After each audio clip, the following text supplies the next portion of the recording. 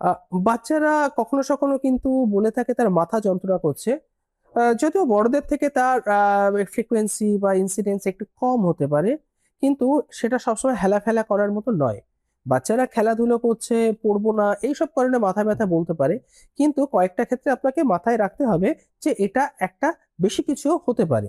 যেমন ধরুন, যদি কোনো বাচ্চা বলে তার ঘুম থেকে ওঠার পরে মাথা যন্ত্রণা করছে এবং বমিও হচ্ছে, সেটা কিন্তু আপনাকে মাথায় রাখতে হবে। তারপরে হচ্ছে কি, ধরুন মাথা ব্যথা হচ্ছে, রোজই প্রায় হচ্ছে এবং গ্র্যাজুয়ালি সেটা বেড়ে যাচ্ছে, সেটা কিন্তু একটা ওয়ার্নিং সাইন। তারপরে হচ্ছে কি, ধরুন বাচ্চার কোনো একটি হাত পা কিংবা অন্য কোনো অর্গানে একটু সে বলছে একটু অবশ অবশ ভাব লাগছে, হ্যাঁ, যে সে একটু খুঁড়িয়ে হাঁটছে, হাত পা একটু কম মুভমেন্ট করছে, এটাও গুরুত্বপূর্ণ। আরো খেয়াল রাখতে হবে, যদি মনে হচ্ছে কোনো বাচ্চা তার কোনো খিঁচুনি বা কনভালশন হচ্ছে, সেক্ষেত্রেও কিন্তু এই মাথা ব্যথাটা খুব গুরুত্বপূর্ণ। কারণ এইগুলো সব ক্ষেত্রেই দেখা যায় ব্রেনের কোনো টিউমার কিংবা এই টাইপের অসুবিধা হতে পারে।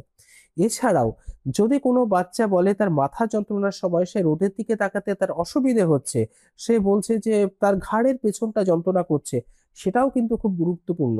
অনেক সময় দেখা যায় ব্রেনের কোনো ইনফেকশন বা মেনিনজাইটিস, এনকেফ্যালোপ্যাথি, এইগুলোর সময় কিন্তু তার এই টাইপের একটা ব্যথা হতে পারে।